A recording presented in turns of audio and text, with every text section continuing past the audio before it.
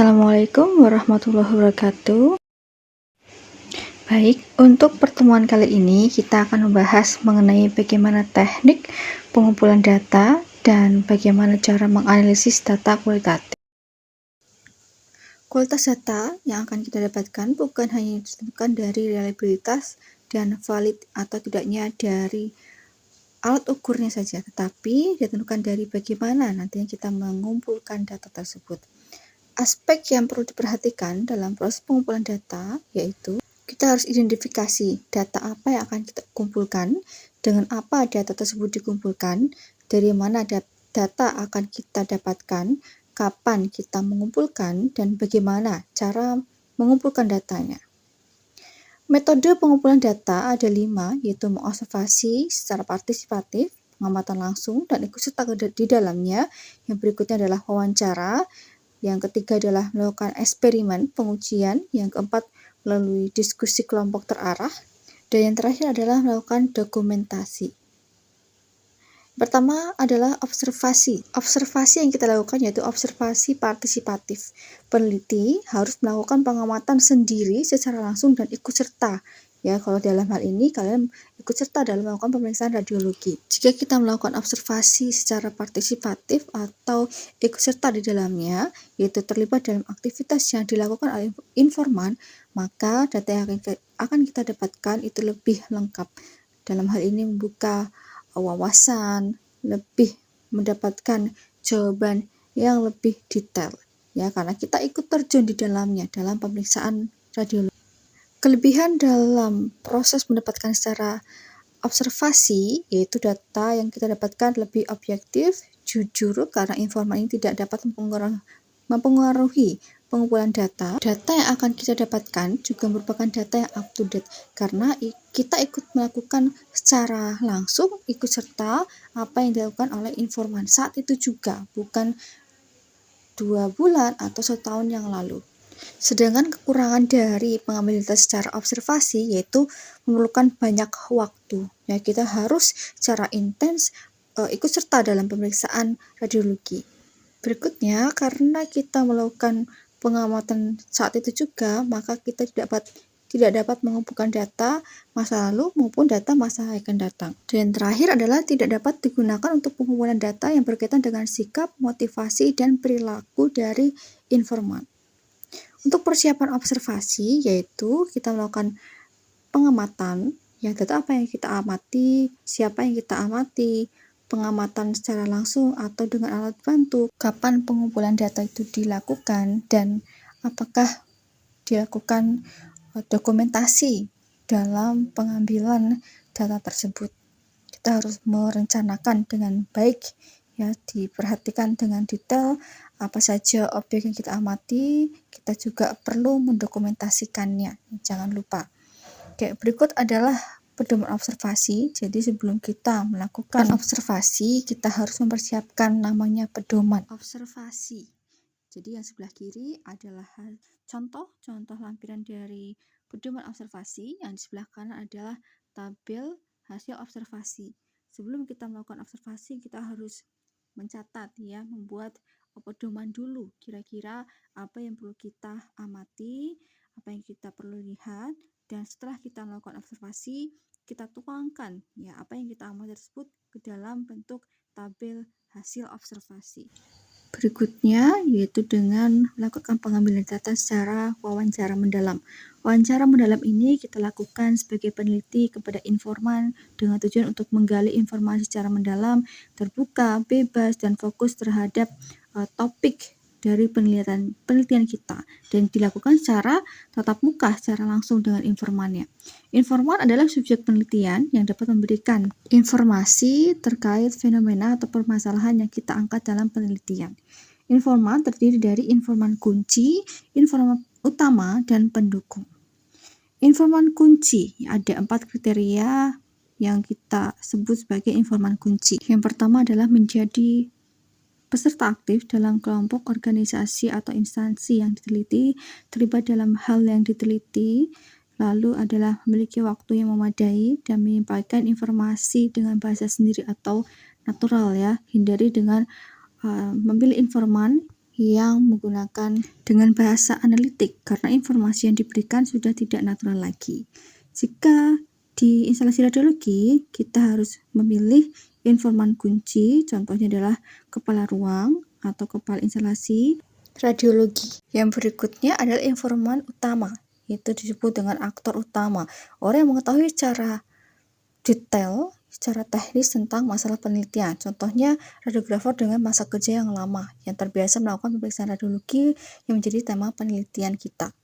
Berikutnya, untuk melakukan wawancara mendalam, kita harus mempersiapkan beberapa hal terlebih dahulu, yaitu menerangkan maksud dari wawancara yang akan kita lakukan dikaitkan dengan tujuan penelitian. Ya, biasanya kita mempersiapkan proposal penelitian kita maupun surat izin penelitian kita. Yang kedua adalah menjelaskan mengapa informan, ini saya mohon maaf salah menulis, informan dipilih untuk kita wawancarai. Berikutnya, kita harus menjelaskan identitas dan asal-usul pewawancara.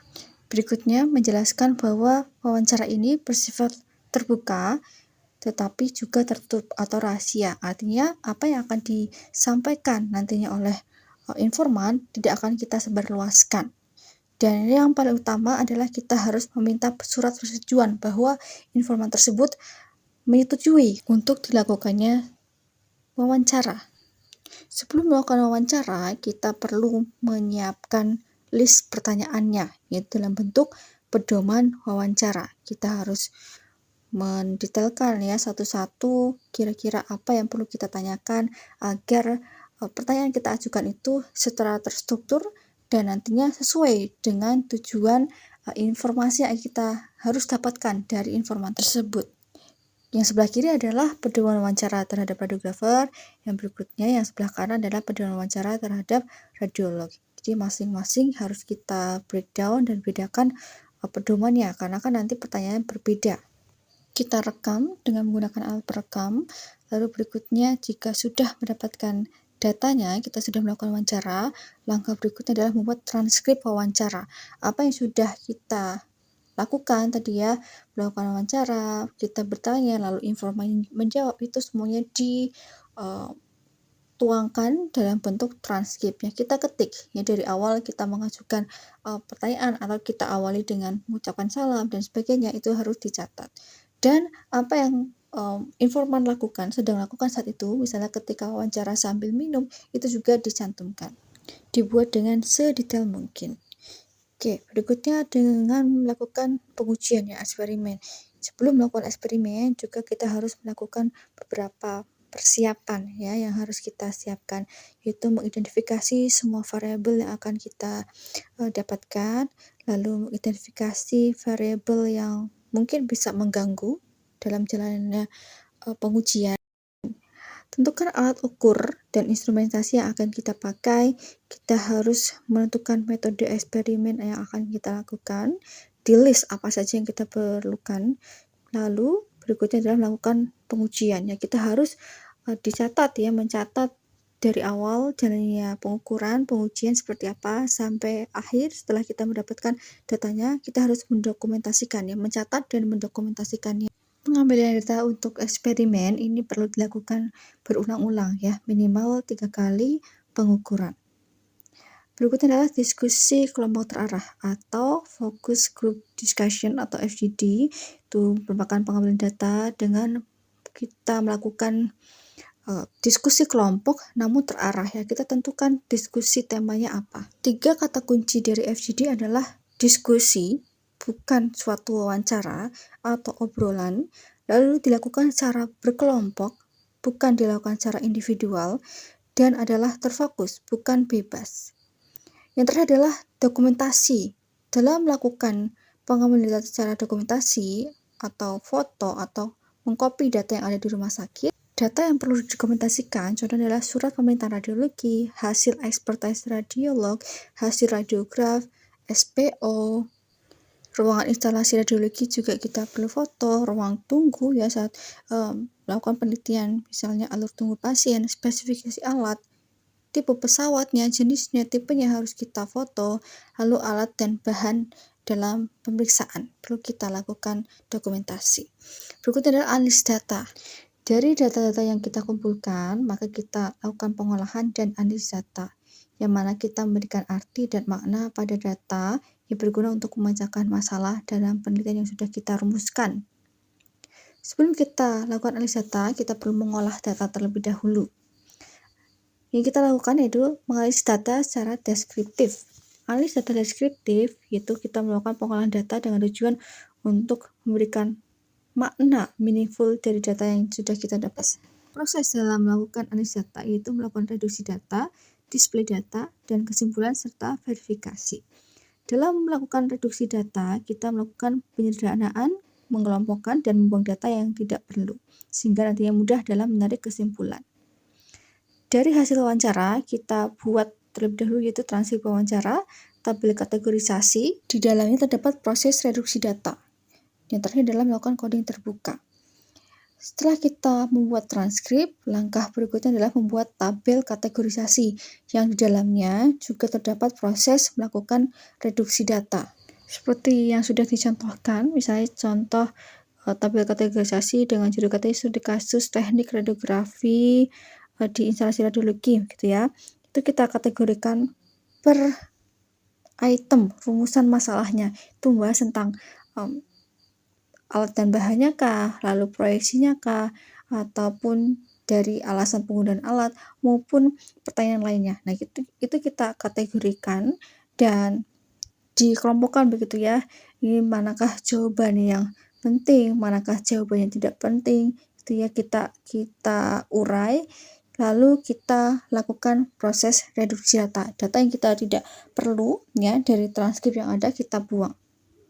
Cukup jawaban-jawaban dari informan yang membantu dalam menjawab rumusan penelitian. Oke, langkah berikutnya adalah membuat coding terbuka.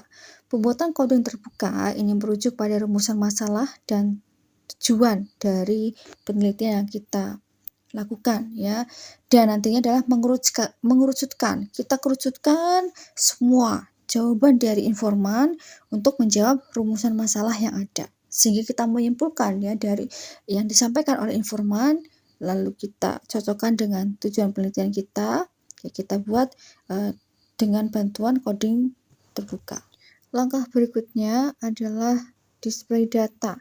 Kita menampilkan dan disusun data-data yang kita dapatkan tadi secara sistematis dan harus mudah dipahami, bukan hanya dipahami oleh peneliti tetapi juga dipahami oleh pembaca. Bentuk display data kualitatif dalam bentuk naratif, matriks, grafik, gambar, bagan maupun kuotasi dari wawancara. Nanti kita bahas lebih lanjut di pertemuan berikutnya tentang penyajian data. Langkah terakhir yaitu membuat kesimpulan dan verifikasi. Bertujuan untuk mencari makna data yang dikumpulkan dengan mencari hubungan persamaan perbedaan yang mananya nanti kita akan menarik kesimpulan. Belum memastikan bahwa yang kita simpulkan itu merupakan jawaban yang dapat menjawab permasalahan yang ada, kita juga harus memverifikasi data yang sudah kita dapatkan dengan cara menguji keabsahan dan validitas data melalui 4 tahap: kredibilitas, transferabilitas, dependabilitas, dan yang terakhir adalah konfirmabilitas. Kredibilitas adalah menguji ya apakah proses dan hasil penelitian ini dapat diterima atau tidak dengan cara yaitu yang pertama adalah menguji waktu atau lama penelitian. Kita juga harus memperlama ya sesuai dengan masa observasinya, tidak terlalu panjang juga terlalu cepat gitu agar meningkatkan kepercayaan dari data yang kita peroleh. Observasi harus detail ya, kita harus betul-betul mengamati dari ciri-cirinya, dari unsur-unsur yang ada gitu. Oke, berikutnya yang nomor 3 adalah triangulasi. Triangulasi itu mendapatkan data dari perspektif yang berbeda. Misalnya kita bisa mendapatkan jawaban terkait alur, baik itu dari radiografer maupun dari petugas administrasi. Berikutnya terkait proses peer briefing, yaitu kita membicarakan hasil akhir penelitian kita dengan rekan sejawat. Yang terakhir adalah melakukan analisis kasus, yaitu dengan menganalisis kembali ya bagaimana asumsi-asumsi maupun jawaban yang ada di pembahasan itu merupakan suatu jawaban yang benar atau tidak. Yang nomor 2 adalah transferabilitas. Kita melakukan validitas eksternal dalam penelitian kualitatif, ya, untuk menunjukkan seberapa ketepatan ya maupun orang lain percaya terhadap penelitian kita. Penelitian kita harus secara terperinci, jelas maupun detail. Yang ketiga adalah dependabilitas atau bisa disebut dengan reliabilitas. Merupakan hasil penelitian ini dapat dilakukan secara teruji dan konsisten ya dalam pengumpulan datanya dari awal maupun sampai akhir. Yang terakhir adalah konfirmabilitas. Konfirmabilitas juga bisa disebut dengan objektivitas penelitian.